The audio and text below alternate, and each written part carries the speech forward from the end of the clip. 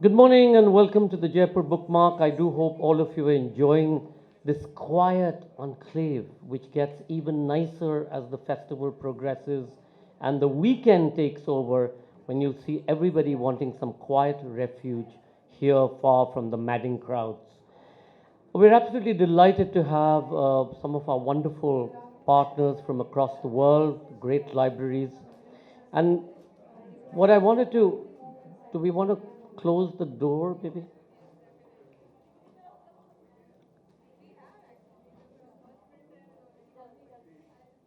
I'm going to wait for 2 seconds while people come in.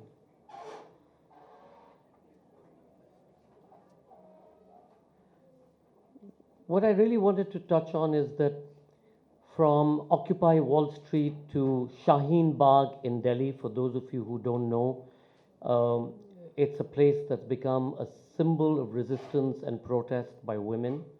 In each of these places and many parts across, pavement libraries have been set up so that the people who are there on the streets, and in this case, both in on Occupy Wall Street when it happened and in Shaheen Bagh, even as I speak, children and their mothers who have occupied this one enormous carriageway on a main highway to protest the law that has been promulgated, or the amendment of a law that's been promulgated on the National Register of Citizenship, etc. So they come out and they study at night on the street, under the street light. So why is that important? Similarly, at Salam Balak Trust, which is an organization that I'm associated with, which I helped set up 31 years ago, it's an organization that works with street children, kids who run away from home for all sorts of various reasons, extreme poverty, physical and mental abuse, the whole stepmother, stepfather syndrome, drug abuse, etc. And they come onto the streets in various parts of the country, typically by train or by bus. They get picked up by our social workers or the police, and they get taken to court and then sent back to homes like the ones that we have. And what we've noticed over the years is when you present them with the opportunity of some cultural engagement, music or theater or dance or literature, or a holiday up in the hills, which has been very much part of our idiom every year, it changes their lives completely.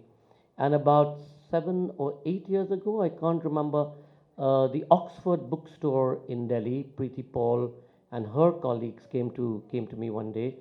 Much of my work is done in cocktail parties, especially when you have long hair, it helps. And Preeti said, why don't we help set up a library in each of your centers? And I was like, absolutely. And then I thought, and I said, okay, but how will that work? Because most of our kids are unlettered. So, what is it that we can do to address their need and bring them up to speed and allow them an opportunity to access the kind of knowledge and learning that everybody else is able to access? 30 years later, we every year we get about 16 scholarships to Australia. We get 2 scholarships to American universities. We've had a slew of children who finished their bachelor's in arts or sciences, done their master's in arts and sciences. We have an aeronautical engineer. We have entrepreneurs by their zillions. We have performers, musicians, choreographers. Much of what you saw in the morning, I don't know whether many of you were there when you saw the puppets coming through. That's by the Ishara Puppet Theatre Company, where many of our young kids have also been trained by Dadi Padamji and the company, because that's another hat that I wear. I'm a trustee of that. Again, long hair, it counts, as you know. So, what I'd like to submit to you is that what is it that libraries should do? And that's something that I think we need to discuss and debate, especially if you do some crystal gazing and look into the future. And I'll give you the example of the Jallianwala book that Navdeep Suri's grandfather Nanak Singh wrote. He was in the Jallianwala massacre. He passed out, he lay under 2 of his friends who were shot. When he came to life again, woke up, walked out, never spoke about the incident, But then he wrote this ballad, or rather it's a dirge. He wrote a dirge called Khuni Baisakhi, or I don't know how you would translate Khuni Baisakhi. Um, the bloodied spring, or a bloody spring. A bloody harvest festival. And that book was published, and immediately the British then banned it, and it disappeared. In 1986, when Gyani Singh, uh, Zail Singh, who was the then Home Minister and later became President of the Indian Republic, he was a great fan of Nanak Singh. And he looked in the Tosha Khanas, or the dungeons of the Home Ministry, to try and find a copy of that book. And that book was found. It again disappeared, only to be found again very recently. And Navdeep did the English translation, which is going to be available.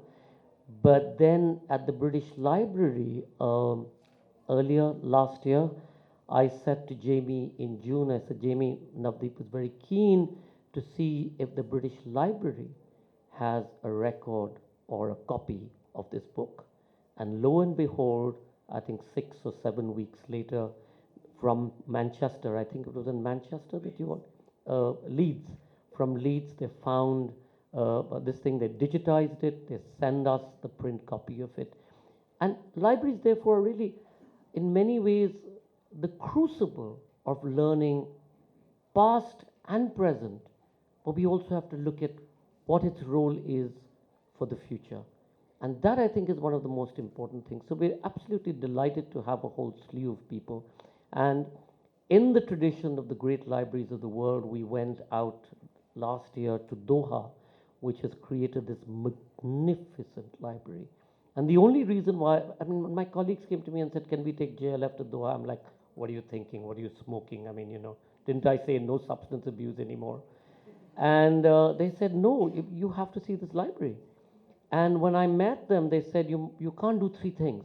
I said, what? They said, you can't talk about the environment, and you can't have Sufi music because it's haram, its tradition is haram, and you can't do LGBTQ. So I said, oh, okay, but we're JLF. And so then we did the opening keynote address, which was on environment. We called it a different name. We had Sufi music in the evening, and when they came to me in great consternation and said, what is happening? I said, I don't understand the language, but I can hear Allah. Isn't that a good thing? And why would you object to Allah? And we had a whole slew of writers of the LGBTQ community, not necessarily talking about that, but just talking about all of the other issues in the world. So I think what again we must do is present through literature a world without necessarily fighting with everybody. It's a way to access in a very safe way. And that's what literature does, allows you that perspective. And I think that's what the great libraries of the world do. They continue to contain the very essence of civilization, the very essence of humanity, and the very essence of empathy, which more and more we seem to have lost somewhere, and it's been overtaken by hatred. And if we don't push back against the sentiment, and if we don't claw back our language, where libertards are again liberals, which is a good word, not a bad word, where prostitutes are not prostitutes, they're pressed, they're doing their job, where saffron is not necessarily the color of a particular garment or a particular political party in our country, but is that beautiful essence of Kashmir and food. We need to grab back, take back our language. And again, that language, in so many different ways, lies and rests in libraries. So thank you all for doing what you all do. I don't think libraries are thanked enough, because people spend so much of time saying libraries are dying. No, they're not dying. Most of the books that you see coming out is through research from some library or the other. So please join me in welcoming, to begin with, Alan. Alan is with the University of Chicago. He's the editorial director there at the University of Chicago Press, where he oversees the selection of 270 books annually. Is that what it is roughly, Alan? And that goes as part of the Chicago University's sort of contribution to the world of literature. So, Alan, welcome on board.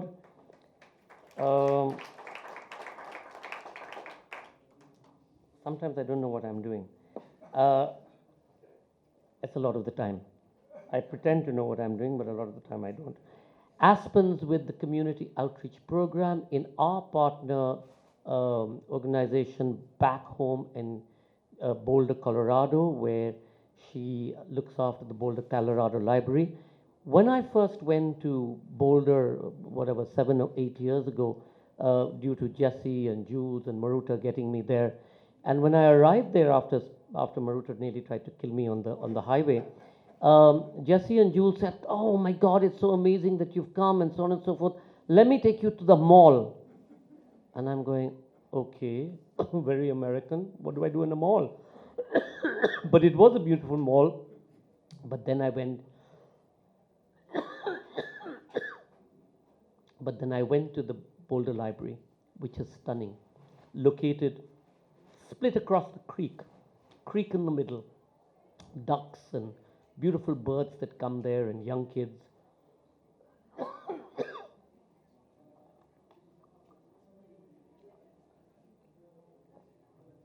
And that's the host of our annual JLF Boulder, Colorado, which works for the community and I think works not just for folks in Boulder, but really across the front line. Ladies and gentlemen, Aspen.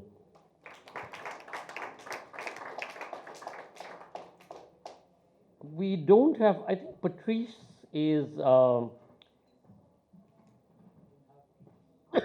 Patrice is missing.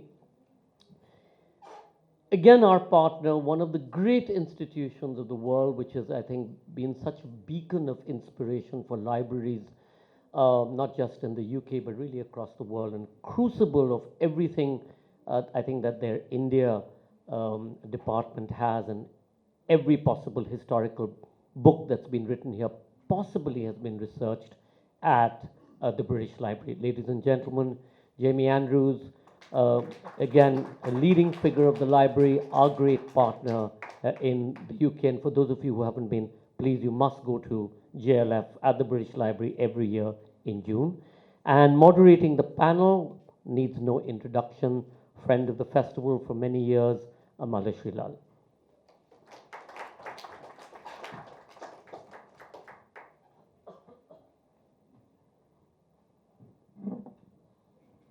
Good afternoon, everyone.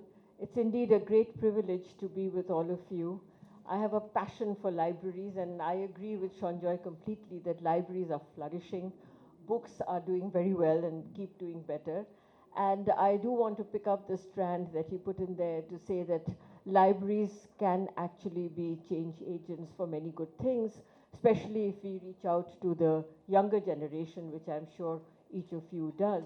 So there are one or two things that come to my mind when I think about libraries for communities, which is our focus today, that who are the libraries for?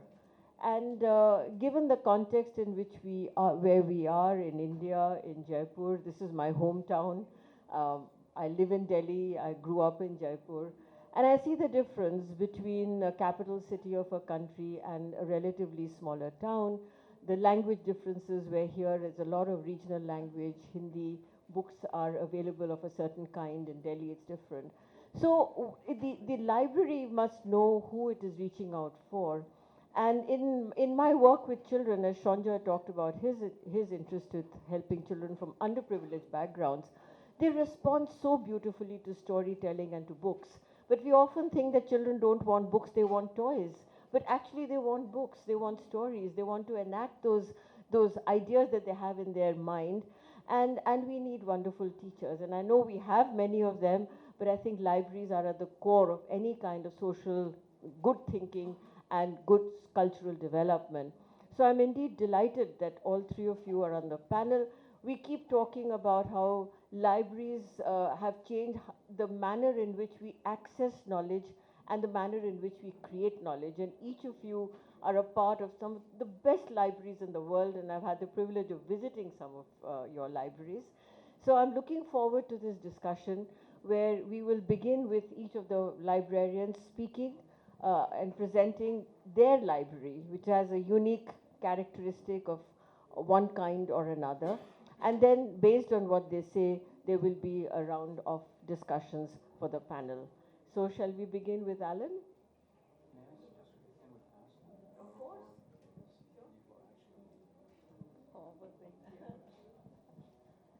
We've got a short video from Boulder Public Library that we'd like to show.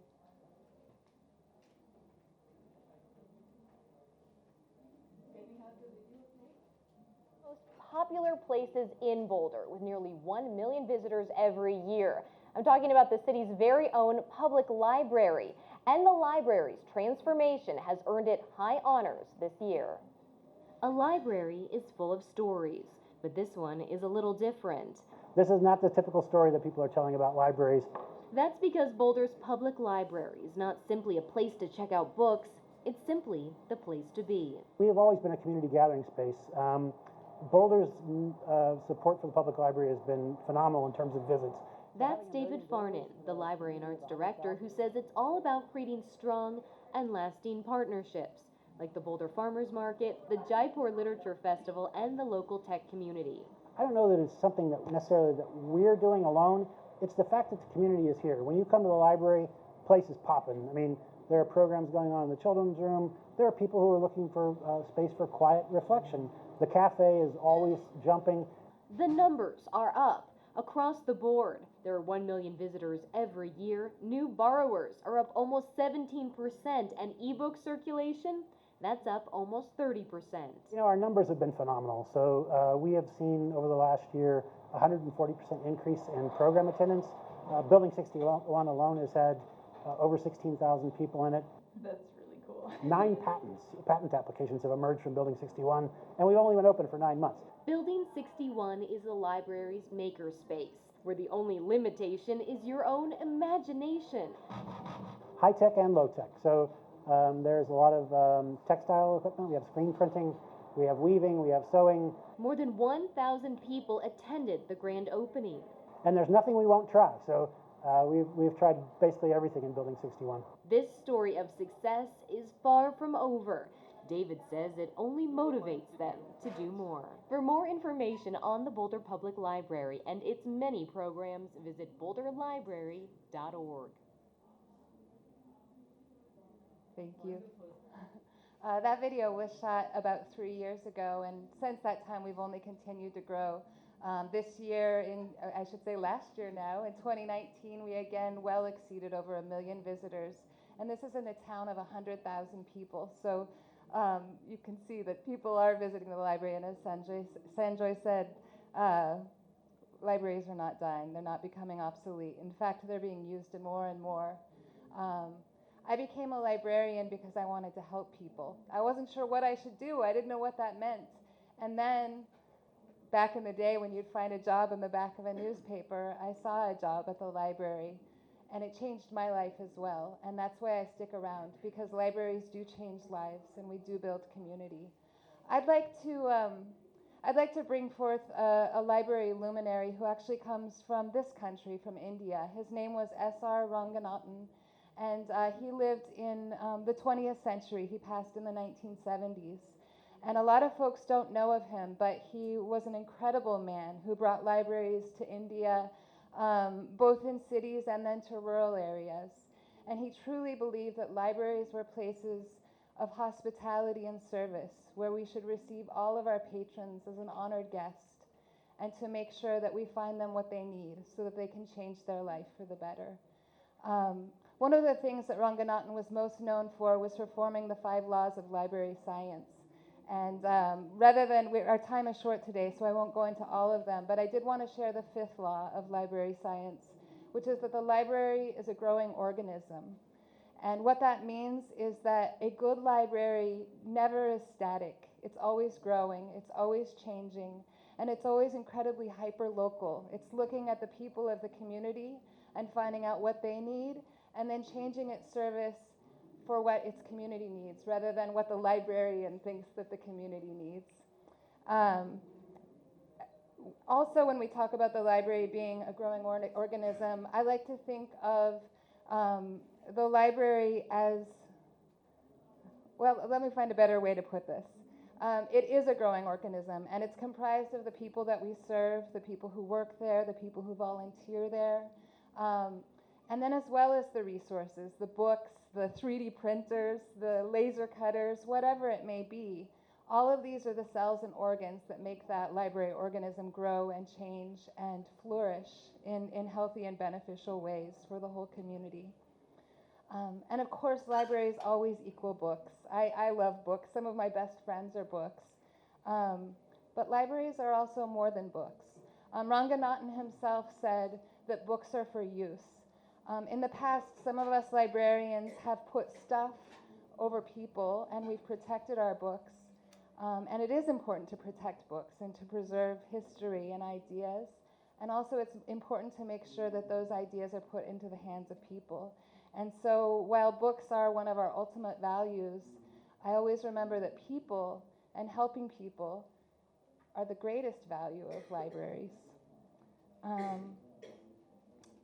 At the Boulder Public Library, as you can see, this manifests in many, many ways. And our time, again, is short, so I won't go into all of them. But just a few of the ways that we're building community in Boulder. We offer educational and fun events for every age. And I think that's an important thing. Libraries are about lifelong learning, they're about education, and they're also about life enjoyment. For many people, myself included, when I was younger, I found myself in a difficult time, and the library was a place where I could go and escape from the things that were happening in my life. I could read about other people's stories, and I could grow and learn from their strength and their stories as well. So it's always important to remember that libraries are both about learning and enjoyment. Additionally, we do things like the Boulder Reads program, which is one of the programs that I manage, and it's one of the deepest joys of my life daily. This is a program that helps folks who either didn't gain the skills they needed in early education, whether it's reading, writing, sometimes it's math, sometimes it's just navigating our very complex world. We have adult tutors who help these folks do what it is that they need to do in their life. In many cases, it's folks who have come to the United States from another country, and they're looking for help with English as a second language, or again, they're looking for help navigating their new country. And Boulder Reads helps that happen. Similarly, we offer an edible learning garden. This is one of the many, many beautiful spaces at our library. And it's certainly a place where you can come and learn about growing food. And it's also a place that anyone can walk through those garden doors and eat what they find growing there. And so the library is not only nourishing souls, but it's nourishing bellies as well. Similarly, you saw the Building 61 Makerspace featured. This is a wonderful area of creation because libraries are not just about imbibing other folks' ideas. It's about creating our own ideas and creating our own wisdom. And in some cases, that's making things. So you can come into Building 61. You can use very high-tech tools. As they showed also, we have a focus on textiles. And then we also have a focus on repairing things. In this day and age, many people throw away so much of what we have when it breaks or it's no longer of use. And in Building 61, if you have an appliance that is broken, we will help you fix that appliance instead of having to buy a new one. And as the video mentioned, there have been many patents that have emerged out of Building 61 and several small businesses. At this point, we have over a dozen patents that have come out of there and well over 100 small businesses that are actively working in the Boulder community, and folks are able to secure right livelihood. Oh, my time is short, so I will move on. The last thing I wanted to talk about was the traditional summer reading program. Many of you may have participated in a reading program at some point in your life where you're asked to read a certain number of books and to make sure, especially over the summer with kids, that we're not losing those reading skills. We continue to do that because, of course, we always love the written word. And then again, libraries are about building community and growing a rich and wide variety of experiences in our life. So our summer reading program also asks participants to participate in experiences that will make memories, make connections. We offer group hikes. We encourage people to sit down and have meals with other people, things like that, because these are all parts of the transformation that happens at the library. Finally, I just want to remind you the words of S.R. Ranganathan. The library is a growing organism, and if there's time, I'll tell you some other stories about how that shapes up at the library. Thank you. Thank you for that very informative and beautiful picture of a library that's friendly space and a growing organism. Dr. Ranganathan was the librarian for Delhi University, as you know, and that's where I've had my career for 40 years. And we've used the Ranganathan library numbering system all our life. And it's extremely efficient. Though, of course, when new people come into Delhi University Library, they first have to be trained on how to use that system because it's not the universal library numbering system. But once you're over that little hump, it's a wonderful way to access books. And there were all kinds of stories about Dr. Ranganathan. One of them was that he would always say that the library is not like a bank locker where you lock away things and you make it difficult to access and you need codes and you need passwords. It should be like an open garden where you can just go and pluck your flowers, pluck your books and read them. And I think that's a heritage that's worth remembering. So thank you for that reminder and for your wonderful presentation. And I'm sure there'll be questions afterwards. So who's going next? Alan or Jamie?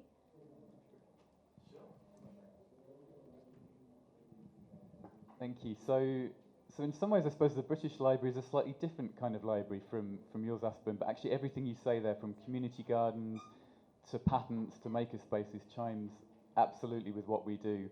We don't do group hikes yet, but I'm a keen walker, so I think we might just be copying that one. And I think the way that those ideas spread across different types of libraries in different countries is wonderful. The British Library in 5 minutes is a tough one, but I'll have a go. We've got some slides, which I don't know if they are going to appear. Yeah, and I guess that's the clicker, is it? There we go. So maybe starting with the origin, starting at the beginning, feels like a good place to start. We were created by an Act of Parliament in 1972, and we first came into being on the 1st of July 1973. So we're younger than many people think. We were born in the 1970s, created in the 1970s, at exactly the same time as companies like Microsoft there and Apple were being born, were being created. We were part of some moment, some similar moment, when people were thinking differently about knowledge and technology. And I think thinking about the British Library through that lens, through the lens of being born at the same time as your Microsoft and your Apples, is a really interesting perspective on what we do. But, of course, that's not quite the whole story. We were created in 1973, but our roots go back a lot further and a lot deeper. They go back centuries to the 18th century, in itself a kind of knowledge revolution, the Enlightenment. And our roots are very much tied up with the roots of the British Museum, and you can see there that famous round reading room at the British Museum where everyone from Virginia Woolf to Karl Marx studied. So we are, and I think it's a really useful dynamic for thinking about ourselves, we're simultaneously old and young, and that's a rather singular and rather wonderful thing to be. Buildings are important. As much as we try and get out of our buildings and reach beyond them, buildings do count.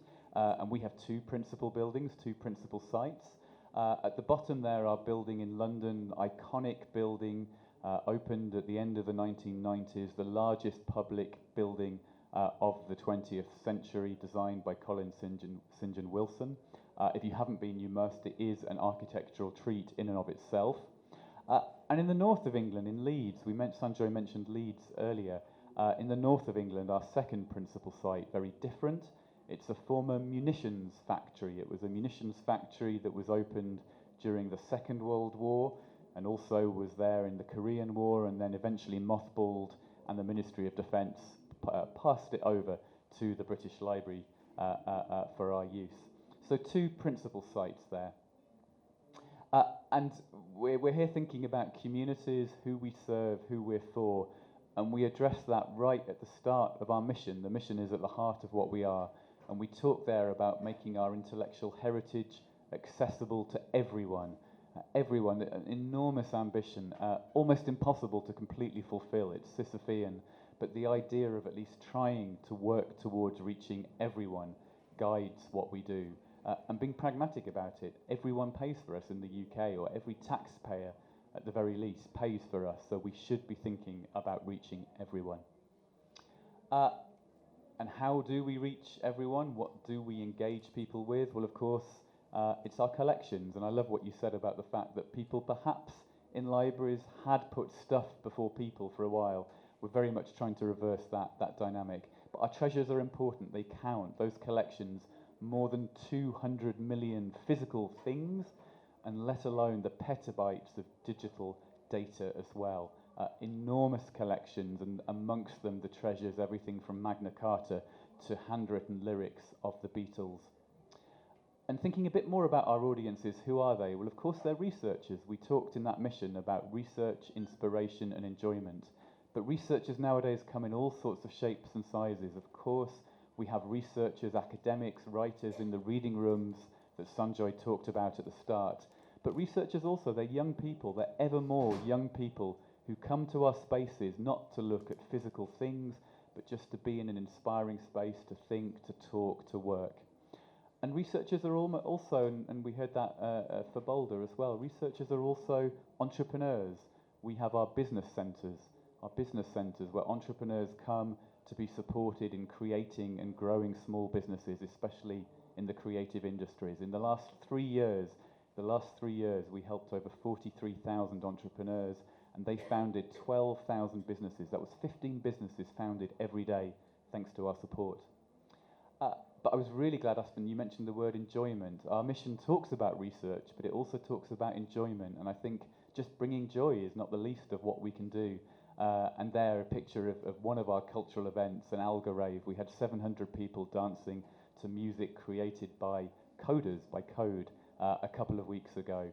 And we heard from Marcus earlier about AI and the degree to which AI can and can't be creative. Certainly in terms of music and making people dance, AI is already there. And then we don't really prioritize our audiences, but we've already talked about young people. They're the future, so of course our learning audiences, our schools, our families with young children are crucial for us. And then I think there's something I said about we have 2 principal sites in London, the capital of course, and in the north of England in Leeds. But really for us, as much of what we do is filling in the gaps between those 2 principal sites. And the way we do that is through perhaps our most important community, which is our community of libraries. With a national library, we're singular. There is only one national library of the UK. But of course, across the UK, there are hundreds of public libraries, and we work with them. They're different to us, but we work with them as part of a network. And it's a way for us of learning from them, being inspired by them, but also being able to reach people across the UK. And finally, we're talking about community. It's perhaps interesting to think about our very immediate community around where we are. So that's, at least in our London site, that's an aerial view of the British Library. And you can see there on the left, circled or oval, that's the British Library. And just looking at the communities around us, to the west is the Somerstown community. That's a community that's been there way longer than the British Library has been there. Itinerant workers in the 19th century who built the railways that define King's Cross, which is where the British Library is. It was traditionally amongst one of the more deprived areas of London. There are still pockets of deprivation there. And those neighbours, those people as part of our community, remind us who we're there to serve. But of course, neighbourhoods change, communities change. And a couple of years ago, that other circle marks where Google moved in. Google moved in literally on the other side of the rail tracks, just opposite us. And Facebook are arriving soon as well. And Google and Facebook both have big, imposing buildings. They are part of our community. They're physically part of our community, and they're part of the knowledge community as well. But I'll finish by saying that seeing Google there every morning as we walk to work, and about to see Facebook soon, reminds us also that there's a challenge there for us. There's a challenge for libraries. And certainly with that Google building, it's a very visible physical challenge for us to think about. Because if search used to be synonymous with rootling around in stacks, looking through books, search nowadays, as much as anything, is synonymous with that little rectangle you get when you go on the Google homepage. And so having Google and Facebook part of our community challenges us, makes us think differently, and hopefully makes us think more ambitiously as to what libraries should be in this digital 21st century. So I'll finish there.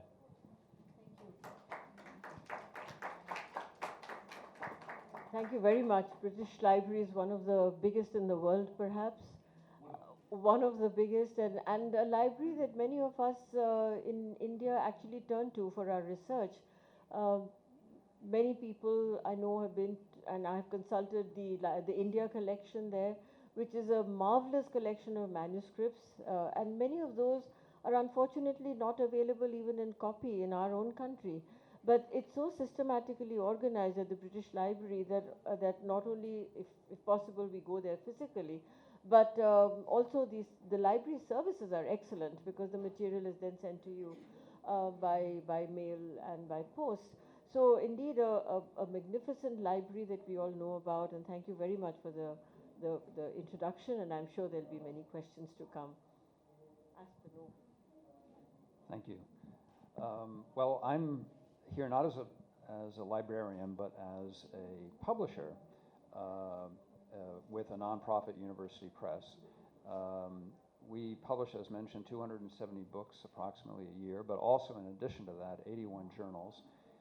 And we distribute books for a host of other publishers, including Seagull, with whom we have a long-standing and treasured relationship. I'm also here as a representative of a great research university that is especially well served by its library. Our librarian, Brenda Johnson, likes to speak of our library as a metaphor for the university as a whole. It is an ideas incubator. It archives the results of our faculty's work, of scholarly work, and it's one of the centers of the cultural life of the University of Chicago. Now, the resources of the university many of them can be accessed online. Yet in spite of that, the physical space of the University of Chicago Library gets very heavy use from undergraduates as well as faculty. They come there for seminars, they come there to meet over coffee. There is a fantastic exhibition space to show holdings from special collections and so forth. But in addition to that role as a community hub for the University of Chicago, our library has to meet the rapidly changing expectations of a research library. It's not enough to make available the library's holdings in journals and books. The library also has to find ways to host digital collections, dynamic data sets, and interactive multimedia. And like many other research libraries, the University of Chicago Library is working to establish an institutional repository to host work by its own faculty, make it available openly to researchers around the world and also to the general public. I want to get on the table a different sense of community, namely ecological community.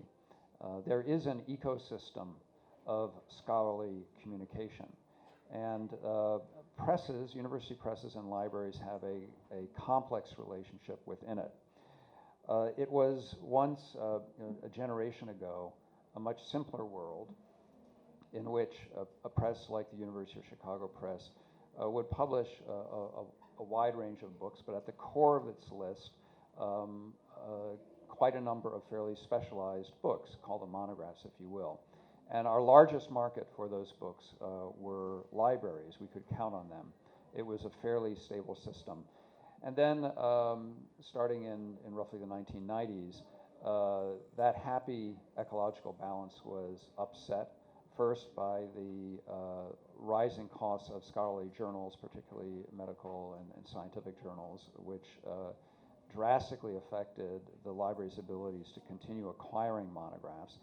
And then over time, also changes in the ways that scholars and students discovered and accessed books. And that, those changes range everywhere from the way people share PDFs to the way that they access ebooks on sophisticated ebook platforms. Some of them hosted by libraries, but many of them not. One of the results of this is that university presses like our own have become much less dependent on libraries as a market for our books, even our most specialized books.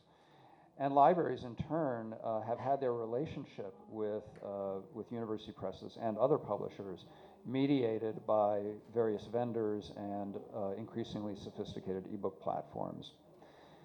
There is one respect, though, in which university presses and libraries have become closer, at least some presses. There is a trend to having university presses report to the libraries and get folded into the structures of libraries. That's not the way we do it at the University of Chicago. The press is probably too large for that, but also there's a tradition that the press was actually set up as an independent, as a full department of the university at the university's founding, and our director sits on our libraries board and vice versa.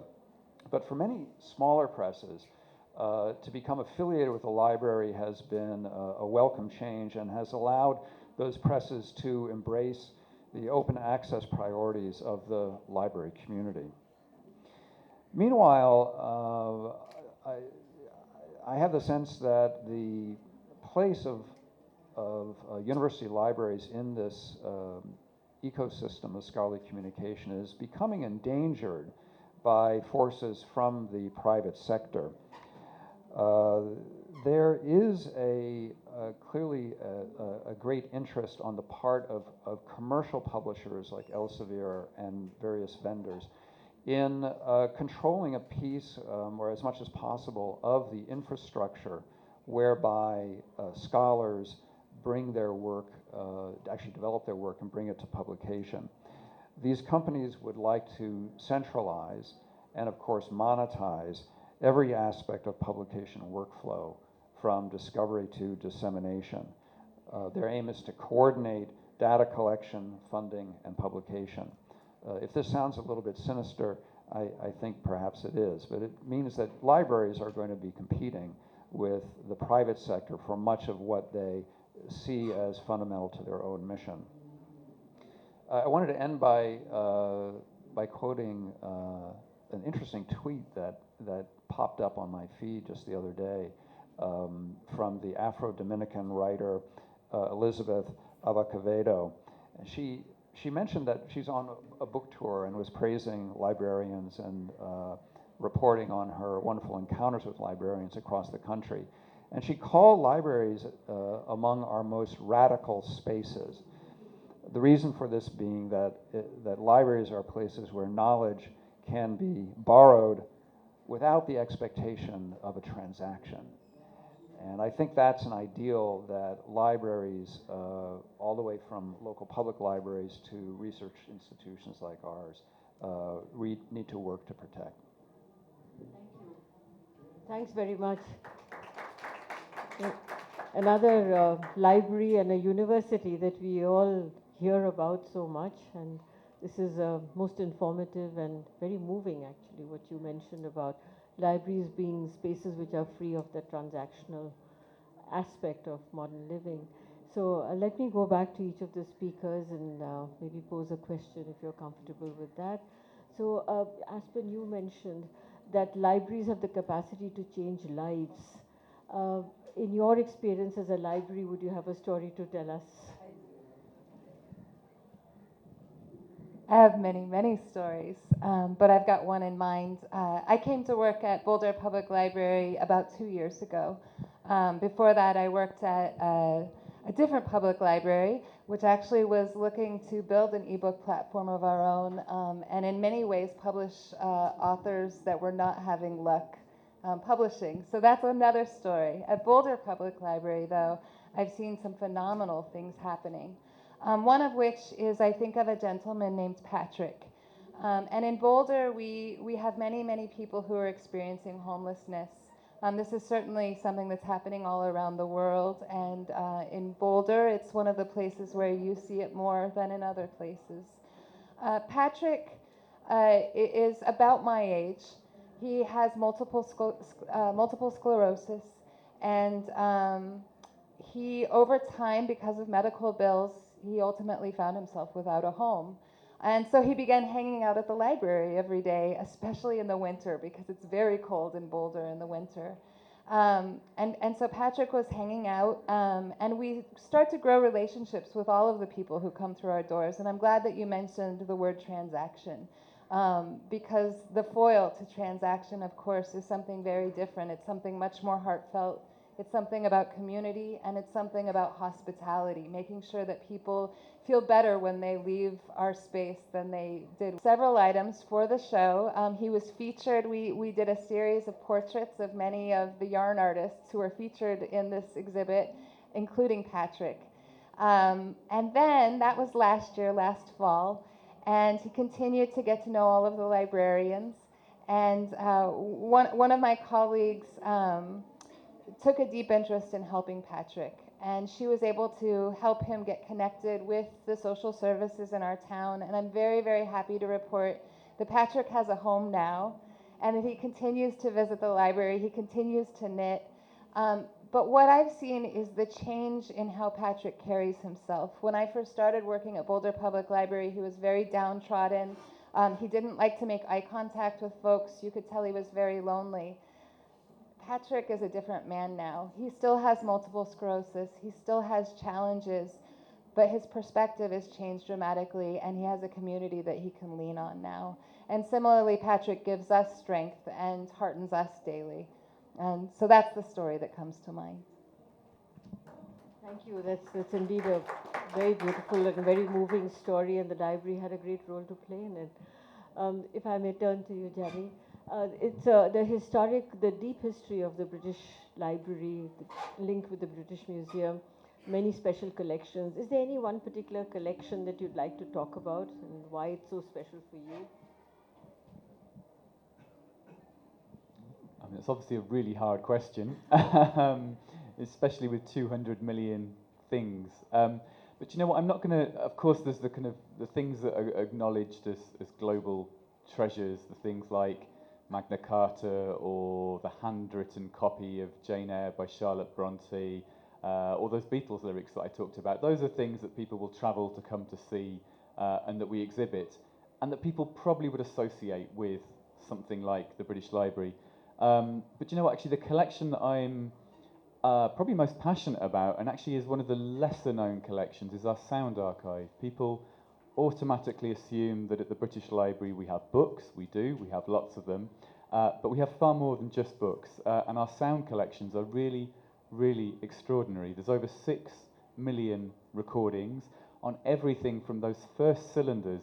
I think 1875 was the first sound recording, so those very first cylinders, very scratchy now, very hard to make out, through to obviously that proliferation of digital files that we're used to nowadays, and every format in between, shellac, vinyl, and all those formats you've forgotten about, cassette tape, records. Whatever age you are, you'll identify with different sound formats. And so just as physical objects, they're very much, very nostalgic, very much signalers of memory. But the thing that I love about the Sound Archive is that it's such an open collection. Of course, we have published sound, so we have every record ever produced, every spoken word recording ever made. That's great. But what the Sound Archive allows us to do is to go out and make our own recordings. And we do that not just with people, but with animals as well. So we'll have extraordinary sound recordings of rare birds or rare animals where someone has gone out to far-flung countries to record these very, very contingent, very fleeting sounds. The exact sound may only be heard, once ever. Many of the recordings, many of the natural recordings we have are of animals that may now be at risk of extinction or even are extinct. And it's the same with people, that we go out and we create these singular recordings. We do recordings with famous people, of course, but we'll just take a section of society or an industry. We have an oral history of the post office, because of course the history of the post office is actually fascinating.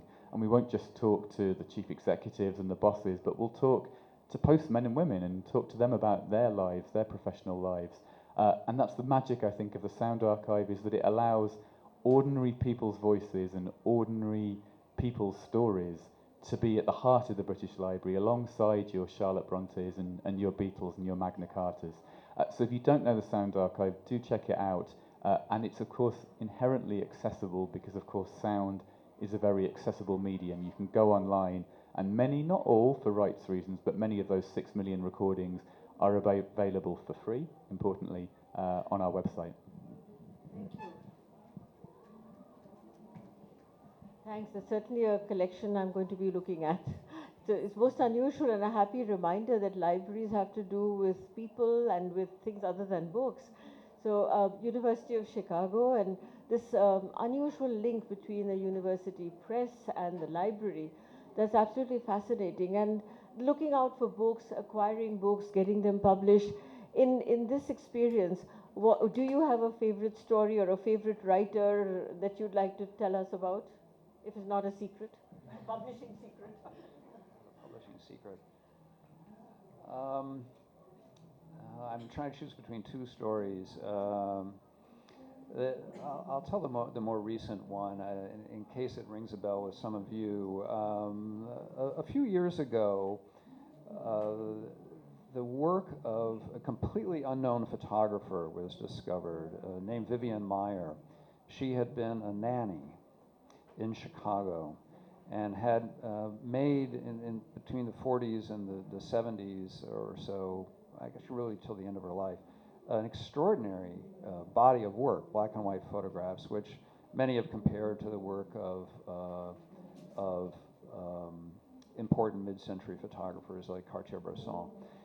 Her work was discovered when her belongings were auctioned off from a storage unit. And so her work fell into the hands of speculators and collectors who then began to sell it on eBay, and it became quite a matter of controversy that this artist's story was controlled by a group of men who had managed to acquire her work in this way just a few months before she died. There was a great fight over the copyright over her work, and eventually a feminist scholar at Northwestern University wrote a biography of her that corrected the record on Vivian Maier's life, and the University of Chicago Press proudly published that book, and it got a great deal of attention. Somewhat by coincidence, the University of Chicago Library acquired a large part of this archive from one of those collectors. And so we've had two departments of the university working to make this very interesting artist story available to the public and corrected in all kinds of important ways. It's partly coincidence, but not entirely, because we were both in the same city, and we were sort of the institution that on the one hand this scholar and on the other hand this collector felt they could go to authorize her story and correct it. Thank you. Indeed, a fascinating story of how a university, library, publishing house comes together to actually rescue the writer's memories. So thank you very much, all the wonderful speakers, for the information, the personal way in which you connect to these experiences. And the floor is open for a few questions. Yes, please. Can we take you first? Yeah. Okay. Okay, go ahead. Okay. Malashri ji and other people, you talked about Professor Ranganathan. He was a great librarian, and I have done PhD in library sciences from University of North Texas in 2013. And in USA, library are so open that, you know, one can, doing my PhD in 7.5 years, I bought only 3-4 books. But yesterday I bought 7 books here because their public library system is not good. So, and I love libraries from. Excuse me, but what's your Question. Question is, yes, I'm coming to the question. Question is, why this so pathetic condition of libraries in India? We don't have libraries, and what can we people do to make a change so that libraries are thriving and they are community spaces, and what political willpower or what change can be? How do we do this? I think we'll hold that answer for a session when we have an Indian librarian on our panel. So at the moment, if we can keep our questions for our three speakers, it's a rare opportunity that we have, but we'll discuss that, get you the right answers. Please go ahead. I'm Meenakshi, and I kind of am a volunteer member of the Mississauga Library branch, the public library system in Canada. What are your strategies, Aspen, in regards to outreach and to get community participation into the library? You bet. Thank you for bringing up outreach. And as Jamie said, it's very, very important to leave the building. We can't always count on folks to come to us for a variety of reasons. So we do a variety of outreach at Boulder Public Library. Much of it's very traditional. We work closely with the schools. In our community, we have the University of Colorado, so we work closely with CU as well. But it's also important to do non-traditional outreach. And so in my circumstances, in particular, we're trying to reach folks who speak Spanish as their first language. The library is there for them, but they don't necessarily know it, especially if they're new to the United States. And so we are going to folks where they are at. I'm talking about grocery stores. I'm talking about laundromats. Laundromats are a great one because folks have to sit there and wait until their clothes are ready. And that's a place where we can offer story time and then also share the resources that the library has available. And so I really encourage you to think in new ways and really think in terms of the users that you want to reach. Where are they? And go to them there. Because in particular, the new immigrants that Canada takes in, so many new immigrants, and always kind of say that libraries are welcoming places. I think that's a good note on which to end this session, that libraries are welcoming spaces, and we've got to think of new ways of engaging the community in what we do with libraries and books. And your question about engaging communities and making Indian libraries better, I think we take those thoughts with us, and we all have to work actively towards making libraries more and more user-friendly, and particularly the outreach and the interaction with the community, because really the future and the present is supported by that. Thank you very much.